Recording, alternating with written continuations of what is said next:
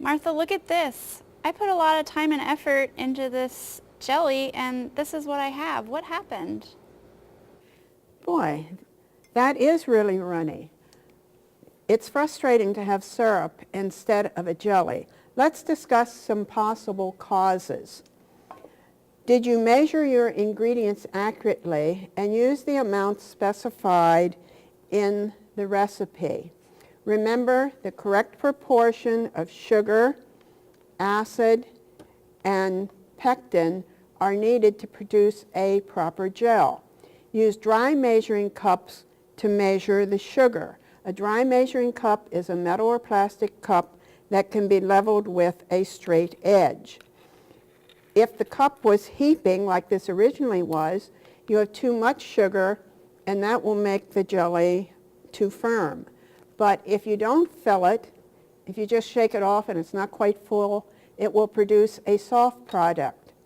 If you need to measure the pectin, again, use a standard measuring spoon and level it with your straight edge.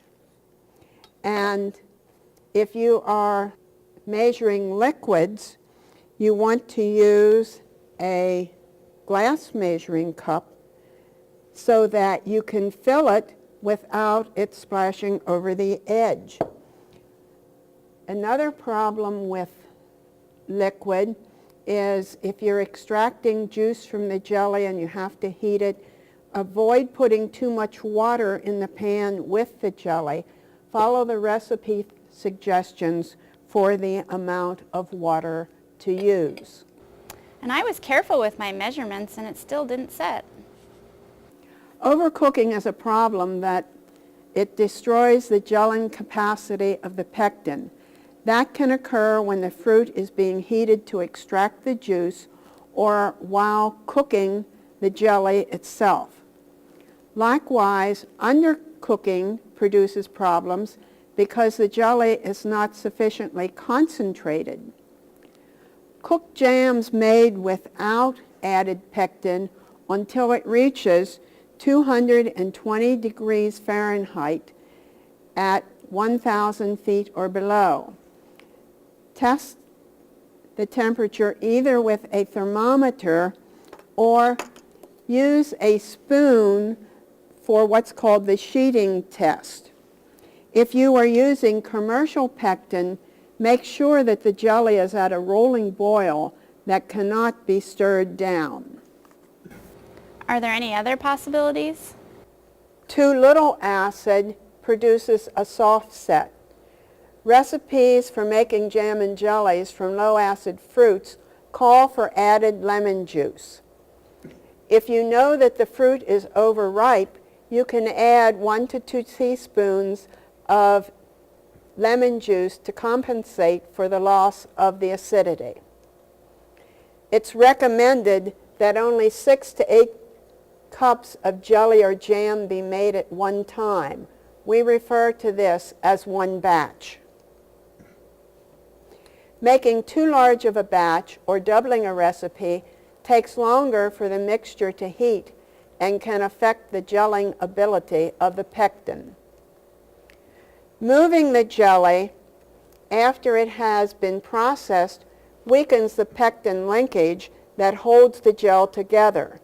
Do not move the jars for 12 hours after they have been made. So what if the jelly's still not set after the jars have cooled? If the jelly hasn't set after they're cooled, don't despair.